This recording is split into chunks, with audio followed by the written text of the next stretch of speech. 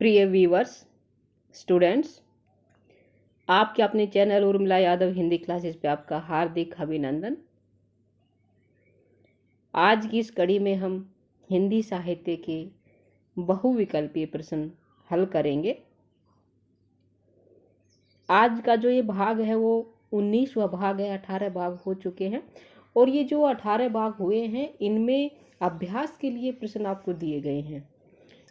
इन सभी को आप चैनल की प्लेलिस्ट से देख सकते हैं या फिर प्रत्येक वीडियो के डिस्क्रिप्शन बॉक्स पे आपको पहले का भाग का लिंक मिलेगा, वहां से आप पीछे के भाग को प्राप्त कर सकते हैं ताकि प्रश्नों की कोई श्रृंखला टूटे ना।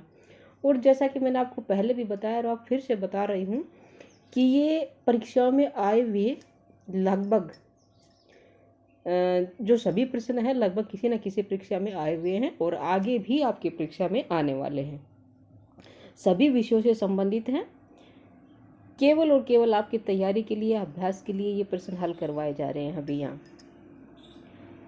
अतः आप ध्यान से सभी प्रश्नों को देखिएगा, सुनिएगा और वीडियो को अंत तक अवश्य देखें कि कहीं कोई प्रश्न छूट न जाए, कोई प्रश्न रह न जाए। हो सकता है वही प्रश्न आपकी परीक्षा में आ जाए। और अभी आपकी सीटेट की परीक्षाएं होने वाली हैं, उनमें भी हिंदी साहित्य के प्रश्न, पीजीटी जो लेवल की होगी इसमें हिंदी साहित्य के प्रश्न आएंगे। तो आप चलिए देखते हैं, आप इनको ध्यान से सुनेगा और अगर नोट करना चाहें तो वीडियो को पॉज करके नोट भी कर सकते हैं। आज का जो भाग है 19वां, उसका पहला प्रश्न यानी कि प्रश्न नंबर 56 शुरू से हो रहा है। पुष्टि मार्ग किस भक्त कवि के मत को कहा गया? यानी कि पुष्टि मार्ग की स्थापना किसने की थी? और जो 4 विकल्प आपके सामने स्क्रीन पे हैं, विष्णु स्वामी, रामानुज, वल्लभाचार्य या उपरोक्त में से कोई नहीं। पुष्टि मार्ग किस भक्त कवि के मत को कहा गया है? क्या होगा इसका सही उत्तर? वल्लभाचार्य। वल्लभाचार्य के मत को पुष्टि मार्ग कहा गया है।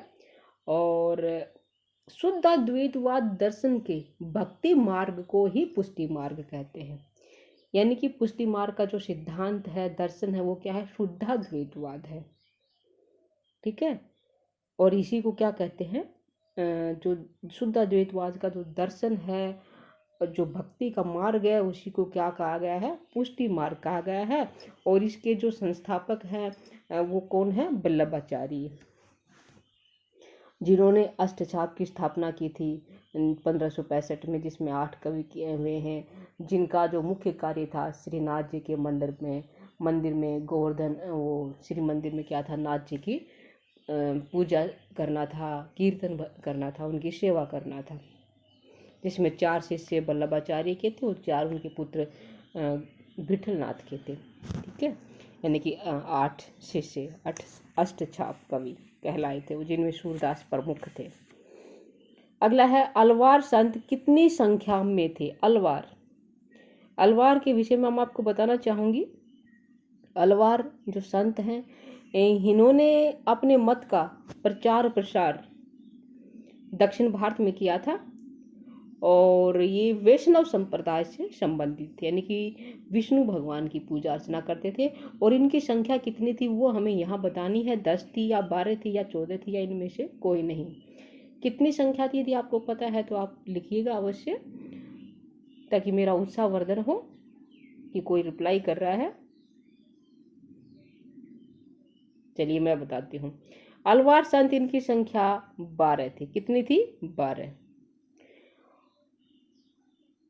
और ये विष्णु या नारायण के उपासक थे, जैसा कि मैंने अभी बताया है। और इनका जो समय है वो 6ठी से 7वीं शताब्दी है। ठीक है। क्या है? 6ठी से लेकर 7वीं शताब्दी है।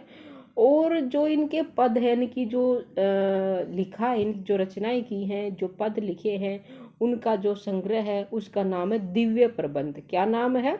दिव्य प्रबंध। ठीक है। दिव्य प्रबंध में अलवार संतों की रचनाएं संकलित है और नारायण या विष्णु के उपासक है। समय है 6ठी 7वीं शताब्दी। अगला प्रश्न आ रहा है, सखी संप्रदाय का क्या पर्याय है? यानी कि सखी संप्रदाय को और क्या कहते हैं, हमें ये बताना है। और हरिदासी संप्रदाय, गौड़ीय संप्रदाय, निम्बार्क संप्रदाय, इनमें से कोई नहीं। सखी संप्रदाय का पर्याय क्या है? क्या हो सकता है इन चारों में से? हरिदासी संप्रदाय, गौड़ीय संप्रदाय, निम्बार्क संप्रदाय, हरिदासी संप्रदाय। सखी संप्रदाय का जो पर्याय है वो हरिदासी संप्रदाय है और ये निम्बार्क संप्रदाय की ही एक शाखा है। इसमें जो भक्त है अपने आप को कृष्ण जी की सखी मानकर उसकी उपासना तथा सेवा करती है। ठीक है, यानी कि सखी संप्रदाय सखी मानती है, सहेली मानती है किसकी? भगवान कृष्ण की, और उसकी उपासना और आराधना करती है, सेवा करती है। हरिदासी संप्रदाय। अगला प्रश्न आ रहा है, ओरछा नरेश के भाई इंद्रजीत सिंह की सभा में किस कवि को सम्मान प्राप्त हुआ? ओरछा के नरेश के जो भाई थे उनका नाम इंद्रजीत सिंह था और उनकी सभा में किस कवि को सम्मान प्राप्त हुआ? जो कवि है सेनापति है, विद्यापति है, केशवदास, या इनमें से कोई नहीं। कौन से कवि को इंद्रजीत सिंह की सभा में सम्मान प्राप्त, यानी कि उनके राजाश्रय में रहने का सौभाग्य प्राप्त हुआ किसको? केशवदास को। किसको? केशवदास को। रीतिकालीन कवि केशवदास को।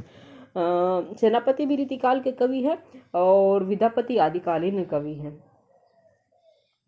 अगले हैं, अलवार संत किस क्षेत्र में विशेष थे? ये मैंने आपको अभी बताया है, किस क्षेत्र में विशेष थे?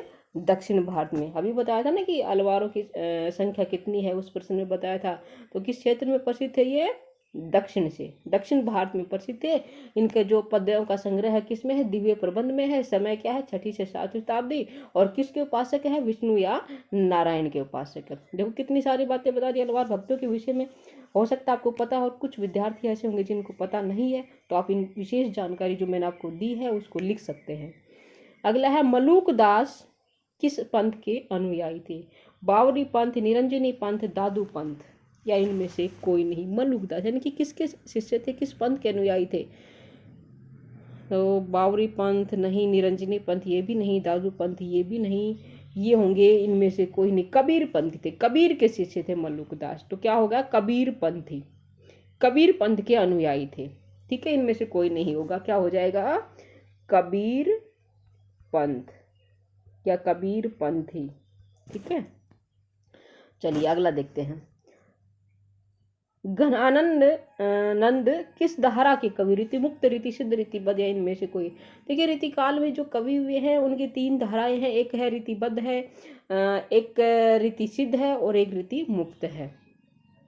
यानी कि जिनमें किसी प्रकार के बंधनों में बंध की काव्य रचना नहीं थी वो कहलाते रीति मुक्त। रीतिबद्ध वो जो जिन्होंने लक्षण ग्रंथों का निर्माण एक नियमबद्ध तरीके से किया था, रीति के बंधनों में बंध के किया था, वो रीतिबद्ध कहलाए। और रीति सिद्ध वो जो लक्षण ग्रंथों की रचना तो की है लेकिन वो पूरी तरह से क्या थे? बंधनों में नहीं बंधे, वो रीति सिद्ध कहलाए। जैसे कि बिहारी है, बिहारी रीति सिद्ध कवि है। और रीतिमुक्त कौन है? ये जो घनानंद है, ठाकुर है, आलम है, बोधा है, ये रीतिमुक्त कवि है। घनानंद भी इनमें से क्या है? रीतिमुक्त कवि, किसी प्रकार के बंधनों में नहीं बंधे, ये रीतिमुक्त कवि कहलाते हैं। कौन कौन है? मैंने अभी आपको बताया, घनानंद, बोधा, आलम, ठाकुर। अगला है, ग्रियर्सन ने किस कवि को भारत का थॉमसन कहा है? सूरदास, बिहारी, तुलसीदास, इनमें से कोई नहीं। ग्रियर्सन ने किस कवि को भारत का थॉमसन कहा है? और इसका सही उत्तर होगा, क्या हो सकता है? सोचिएगा। जॉर्ज ग्रियर्सन ने किस कवि को भारत का थॉमसन कहा है? तुलसीदास को। किसको कहा है? तुलसीदास को।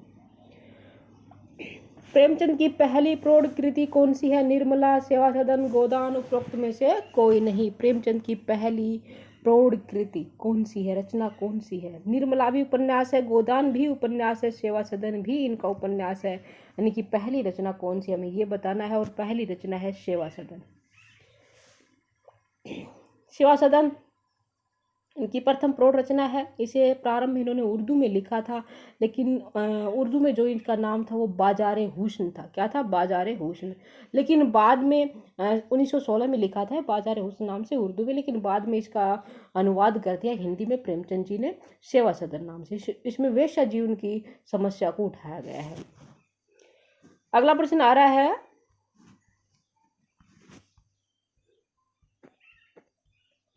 प्रश्न नंबर 65 65। भक्तमाल के रचनाकार कौन है? भक्तमाल नाभादास, सूरदास, तुलसीदास।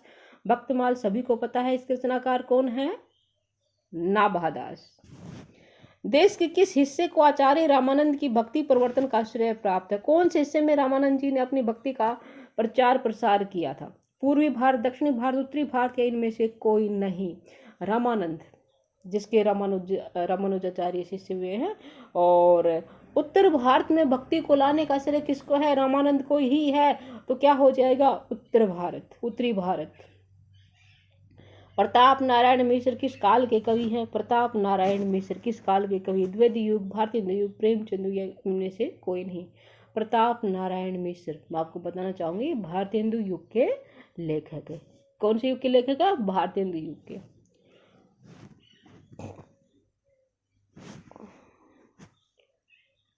काव्य शोभाया करतारो धर्मः गुणा किस आचार्य का कथन है? भरत मुनि, वामन, रुद्रट या इनमें से कोई नहीं? काव्य शोभाया करतारो हो धर्मः गुणः, ये आचार्य वामन का कथन है। किसका है? आचार्य वामन का। विनय पत्रिका इनमें से क्या है? शक्ति पूजा है, मंगलाचरण है, गीति काव्य है, क्या है? सब विनय पत्रिका। विनय पत्रिका किसकी रचना है? तुलसीदास जी की। किसकी है? तुलसीदास जी की। और कौन सी भाषा में लिखी गई है ये? ब्रज भाषा में। कौन से रस का प्रयोग है इसमें? शांत रस का। कितने स्तोत्र हैं इसमें? 279। और गीतों का संग्रह है 200 स्रोत, यानी कि गीतों का संग्रह है 279। शांत रस है, ब्रज भाषा है, और ये क्या है? मंगलाचरण। क्या है? मंगलाचरण। और रचना किसकी है? तुलसीदास जी की। ठीक है, देखिए विनय पत्रिका के विषय में कितनी बातें बता दी। अगला प्रश्न आ रहा है, तार, कूट, संदेश, रेडियोग्राम निम्न में से क्या है? ज्ञापन है, या द्रुत वर्ग के पत्र है, या अनुस्मारक है, या फिर इनमें से कोई नहीं? तार, कूट, संदेश, रेडियोग्राम, ये सब क्या है? द्रुत वर्ग के पत्र, यानी कि बहुत जल्दी से भेजे जाने वाले पत्र है। अभी तो तार का प्रयोग नहीं होता है, पहले होता था। तार, कूट, संदेश, रेडियोग्राम, ये सभी क्या है? द्रुत वर्ग के पत्र है। अगला प्रश्न है, माधो मैं ऐसा अपराधी किस भक्त कवि ने कहा था? ये सूरदास, कबीरदास, तुलसीदास। माधो, माधव यानी कि माधव, और माधव कौन है? श्री कृष्ण। और किसने कहा था ये? सूरदास ने। कृष्ण भक्त कवि सूरदास ही है ना। कबीरदास जी तो निर्गुण भक्त कवि हैं, और तुलसीदास जी के आराध्य कवि श्री राम है। तो कृष्ण के कवि आराध्य देव कौन है? सूरदास है। सूरदास के आराध्य देव कौन है? कृष्ण है। ठीक है, मैं थोड़ा उल्टा बोल गई, माफी चाहूंगी। तो माधव में ऐसा अपराधी यहाँ क्या है? सूरदास। अगला है, पुष्टि मार्ग को जहाज जात है, सो जाको कछु लेना होए सो लेऊ, कथन किसका है? गोस्वामी विठलनाथ, गोस्वामी तुलसीदास, कुंभनदास या इनमें से कोई नहीं? पुष्टि मार्ग को जहाज जात है, मैंने बताया था पुष्टि मार्ग किसके मथु का आ गया था? वल्लभाचार्य। वल्लभाचार्य जिन्होंने सबकी स्थापना की थी और 1565 में, और उन्हीं के मत को पुष्टि मार्ग का आ गया था। उनके 8 शिष्य थे, जिनमें सूरदास प्रमुख थे। सूरदास की मृत्यु पर वल्लभाचार्य के पुत्र विठलनाथ ने, गोस्वामी विठलनाथ ने कहा था कि पुष्टि मार्ग को जहाज जात है, सो जाको कछु लेना होए सो ले, यानी कि जिसको कुछ लेना हो वो ले सकता है। पुष्टि मार्ग का जहाज जा रहा है, यानी कि मेन जो आधार स्तंभ था वो जा रहा है, उससे जिसको कुछ लेना हो, दर्शन करने हो, कर सकता है। किसने कहा था? गोस्वामी विठलनाथ ने। ठीक है, तो आज की कड़ी यहीं समाप्त होती है। यहाँ पे जो मैंने बताया था प्रश्न पत्र अभ्यास के जो मॉडल प्रश्न पत्र थे वो हल कर रहे हैं। ये 7 कंप्लीट हो चुके हैं।